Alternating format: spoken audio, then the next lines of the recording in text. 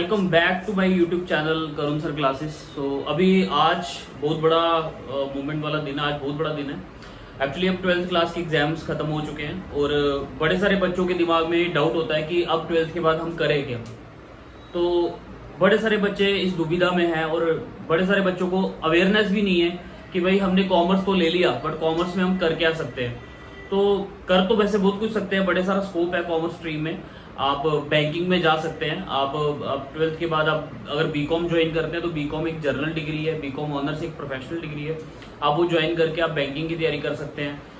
कल को आप एमबीए कर सकते हैं, ठीक है, लॉट ऑफ थिंग्स। बट हमारे इंस्टीट्यूशन में मैं स्पेशली जो प्रमोट करता हूँ 12th के बाद पढ़ाने के लिए, वो मैं सिर्फ एंट्रेंस की बात करता हूँ। क्यों करता हूँ? क्योंकि हमारे पास 3 चीजें होती हैं। देखिए, हम बचपन से लेकर आज तक जो हमने सीखा है वो यही सीखा है कि हमारे माँ बाप बोलते हैं कि भाई या तो जॉब करो, जिसको क्या बोलते हैं हम, एम्प्लॉय, कि भाई बड़े हो जाओ, पढ़े लिख जाओ और जॉब करो बड़े होकर। यही हमने सुना है, ठीक है, एम्प्लॉयज बनो, ठीक है। और उसके लिए आपको पता ही है कोई अच्छी क्वालिफिकेशन की जरूरत है। ग्रेजुएशन एमबीए करने के बाद आपको जॉब मिलती है। या फिर कुछ जो बिजनेसमैन फैमिली से बिलोंग करते हैं बच्चे, तो वो कहते हैं कि भाई हमें बिजनेस करना है, ठीक है।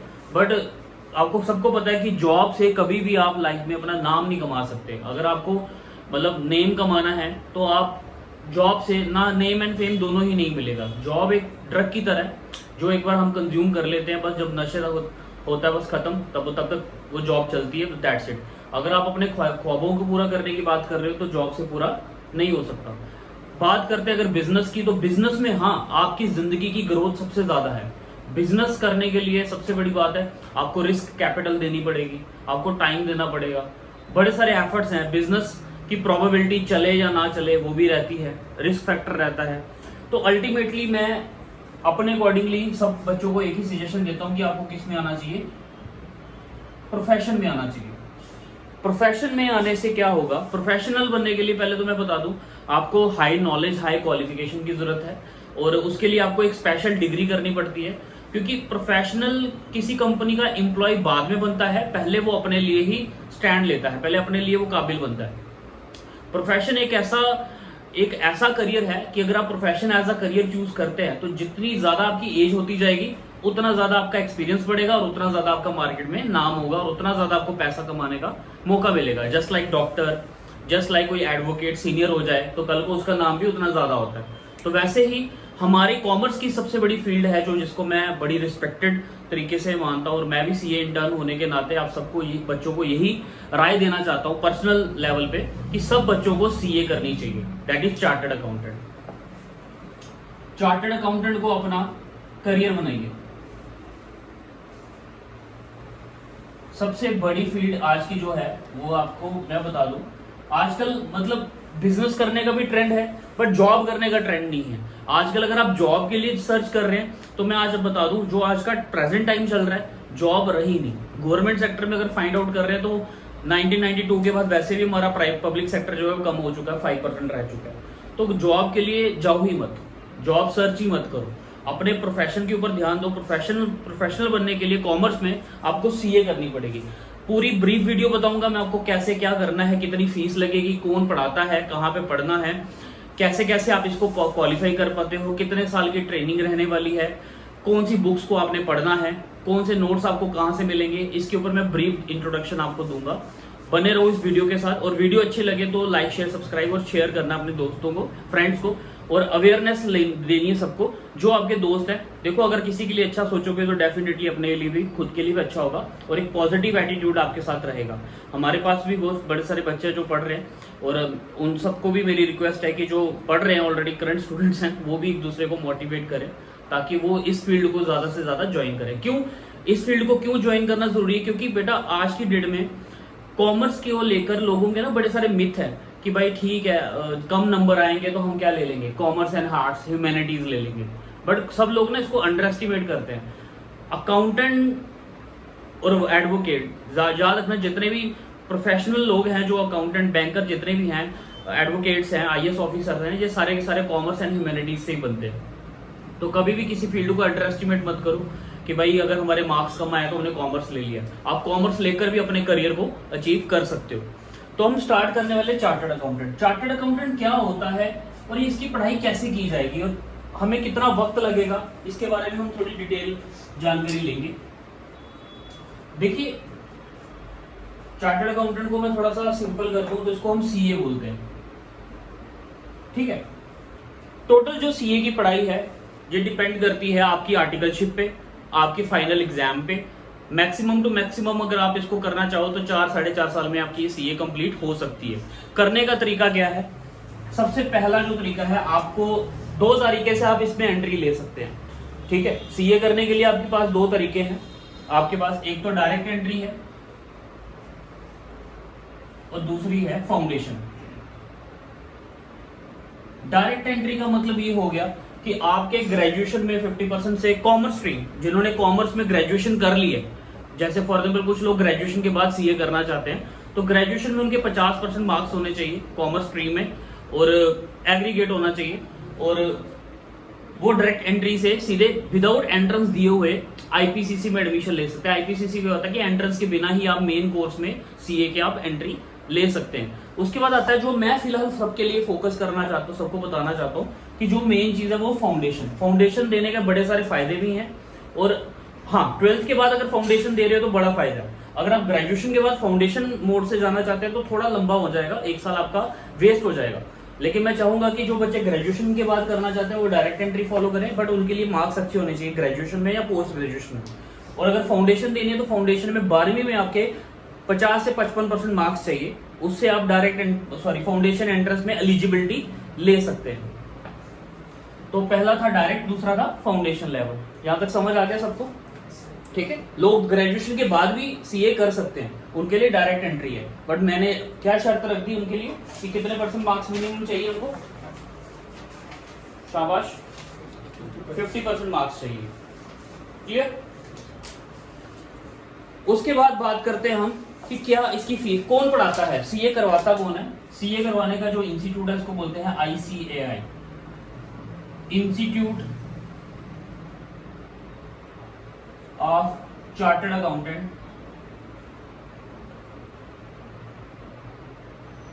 Of India.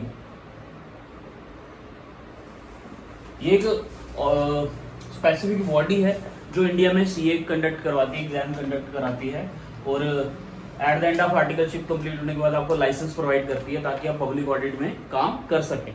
तो ये एक अलौता इंस्टीट्यूट है जो इंडिया में सबको सीए करवाता है। क्लियर? उसके बाद मैं आपको बताना चाहूंगा इसकी फी क्या है।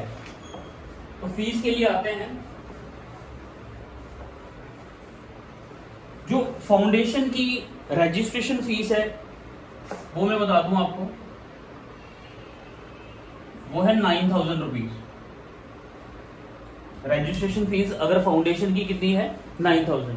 अगर कोई इंटरमीडिएट आ रहा है, जैसे मैंने क्या बोला, आईपीसीसी में एडमिशन ले रहा है, उसकी फीस है 18,000।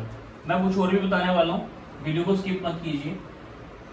फाइनल में कितनी फीस है? 22,000 प्लस अगर कुछ आईसी कैंपस ने कुछ कंसेशंस भी प्रोवाइड करे हैं, जैसे कुछ स्पेसिफिक स्टेट्स हैं, अगर बच्चा वहां से बिलोंग करता है तो उसकी फीस, उसको काफी ज्यादा डिस्काउंट भी है।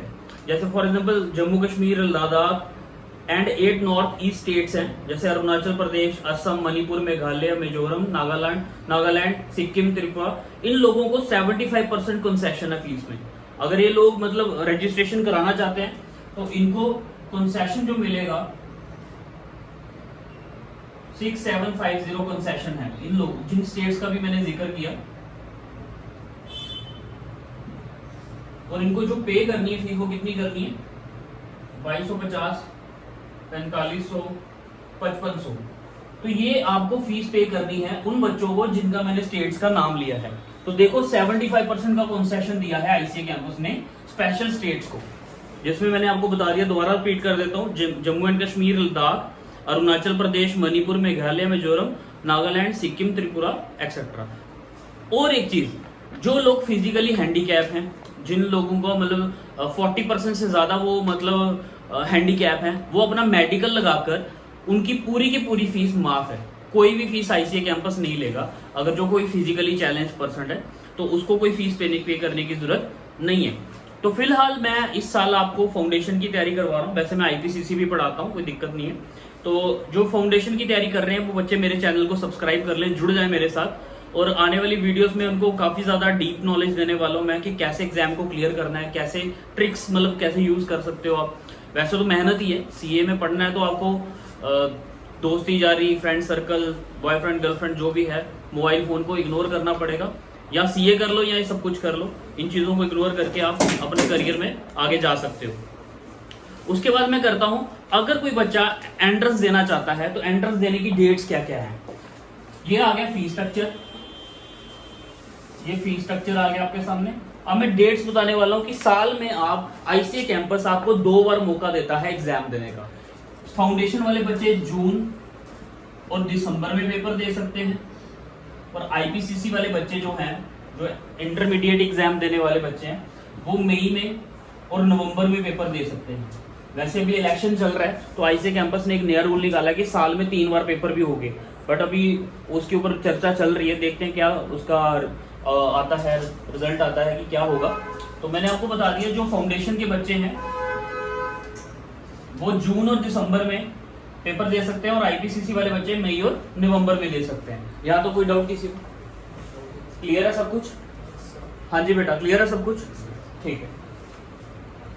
इसके बाद बात करते हैं कि फाउंडेशन में हमने पढ़ना क्या है। सर अभी हमने 11th 12th कर ली है, अभी हमारा रिजल्ट आने वाला है, we are right now appearing in grade 12। तो अभी हम 12th एंट्रेंस में हमें सब्जेक्ट्स क्या मिलेंगे और हमें पढ़ना क्या है बेसिकली।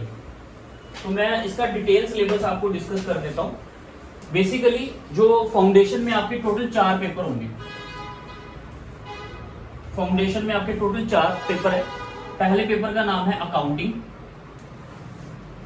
ठीक है, ये आप लिख भी सकते हो कॉपी अपनी पे। अकाउंटिंग 100 मार्क्स का रहने वाला है, ठीक है। दूसरा आपका इसमें रहने वाला है बिजनेस लॉ,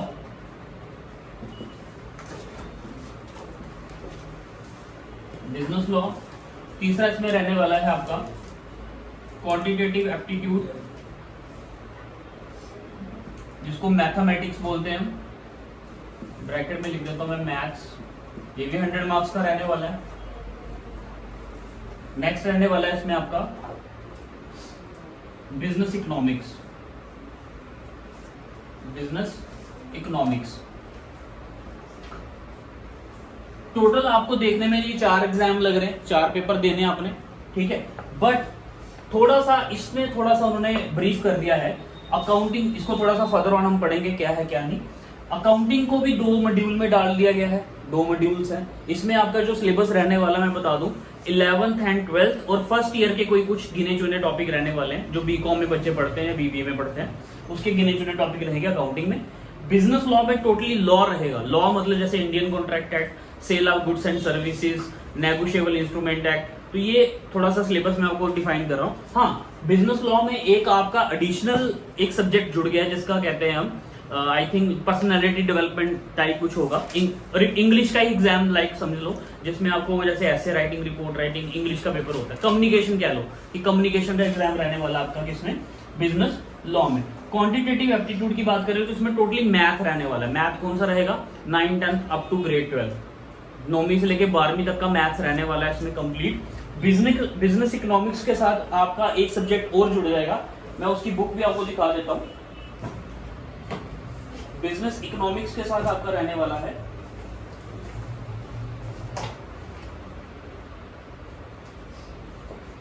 उसकी बुक भी आपको दिखा देता हूं मैं। ये कैंपस की किताबें हैं, कैंपस की किताब में देखिए बिजनेस कमर्शियल नॉलेज, ये बुक का नाम है। और इसमें मतलब बिजनेस स्टडीज के बारे में, इकोनॉमिक्स पॉलिसीज के बारे में पढ़ाया जाएगा, सब कुछ होगा। तो ये भी एक एडिशनल से सब्जेक्ट जोड़ दिया गया, बट इसको नाम मॉड्यूल किसका बना दिया गया, बिजनेस इकोनॉमिक्स का ही मॉड्यूल बना दिया गया। तो आई होप यहाँ तक आपको समझ आ गया होगा। अगर नहीं आया तो कमेंट सेक्शन में मेरे से डाउट क्लियर कर सकते हैं आप। उसके बाद मैं आपको बता देता हूं अकाउंटिंग और बिजनेस लॉ, ये एग्जाम आपके रहने वाले हैं डिस्क्रिप्टिव। डिस्क्रिप्टिव का मतलब ये एग्जाम आपके लिखने वाले एग्जाम हैं, ये आप लिखोगे, ये क्वेश्चंस आपको प्रैक्टिकल निकालने पड़ेंगे, किसके, अकाउंटिंग के और लॉ के। मैथ्स और इकोनॉमिक्स आपके रहेंगे एमसीक्यू बेस्ड, प्लस इसके साथ ही एक दुखबरी है कि 0.25 की क्या रहेगी, नेगेटिव मार्किंग। तो इसका भी हल है। नेगेटिव मार्किंग का मतलब यही होता है कि जय माता दी करके तुक्के नहीं लगाने, जो आता है उसी को क्या करना है, अटेम्प्ट करना है। तो आई होप यहां तक आपको समझ आ गया होगा। क्लियर, समझ आ गया? कोई किसी को डाउट कुछ आपने से पूछना चाहे कि सर हमें कोई डाउट है, प्लीज बताइए, इस चीज का नहीं समझ आया। क्लियर है? ठीक है।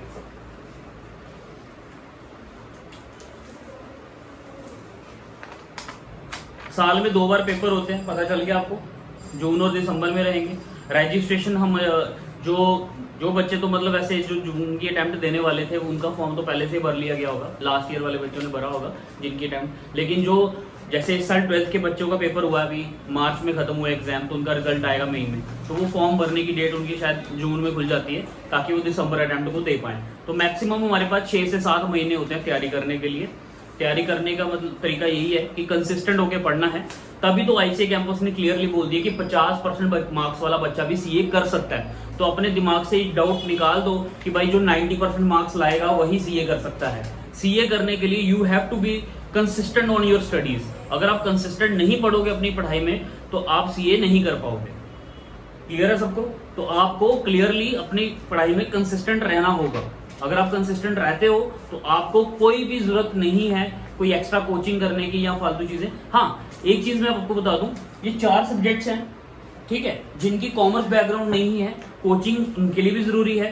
प्लस कुछ चैप्टर्स ऐसे हैं जो ऑलरेडी आपने पढ़े हैं, तो मुझे लगता नहीं है कि उनको भी आपको दोबारा पढ़ाने की जरूरत पड़ सकती है। पर जो कुछ चैप्टर्स जैसे मैथ्स, आपकी बच्चों ने कॉमर्स में मैथ्स नहीं लेते, तो मैं एक चीज और बता दूं, जैसे कॉमर्स में बच्चे अब 10th के बाद एडमिशन लेंगे ग्रेड 11 में, तो मैं चाहूंगा कि वो मैथमेटिक्स को जरूर लें, वो मैथमेटिक्स सब्जेक्ट को जरूर अपना एडिशनल सब्जेक्ट रखें, क्योंकि उनसे उनकी हेल्प हो जाएगी। मैथमेटिक्स, बिजनेस इकोनॉमिक्स, ये आपका फर्स्ट ईयर तक का सिलेबस आने वाला है। लॉ एक बिल्कुल नया सब्जेक्ट आपके लिए इंट्रोड्यूस हो गया, क्योंकि लॉ हमने अभी तक कौन से पढ़े हैं, कंपनीज एक्ट 1956, 2013, पार्टनरशिप एक्ट 1932, बस यही पढ़े हैं। लेकिन अब प्रॉपर लॉ पढ़ रहे हैं पिछले 3-4 दिनों से, आपको पता ही होगा। उसकी वीडियोस भी आपको मिल जाएंगी यूट्यूब चैनल पे। अकाउंटिंग के ऊपर थोड़ा सा ब्रीफ पढ़ने की कोशिश कर रहे हैं। पहले हमने सिर्फ वही पढ़ा है जो एकेडमिक्स में होता है, बट अब हम कौन सा पढ़ रहे हैं कि भाई अकाउंट्स का इस्तेमाल कैसे होता है, अकाउंटिंग का इस्तेमाल कैसे होता है, अकाउंटिंग प्रोसेस क्या होता है, ये सब चीज़ों के ऊपर ब्रीफ पढ़ रहे हैं। तो आई होप ये वीडियो आपको अच्छी लगी हो। अच्छी लगी है तो प्लीज़ अपने दोस्तों तक शेयर करें और लाइक शेयर सब्सक्राइब करें। तो मिलता हूँ मैं अगली वीडियो में। Till then bye, take care, have a nice day.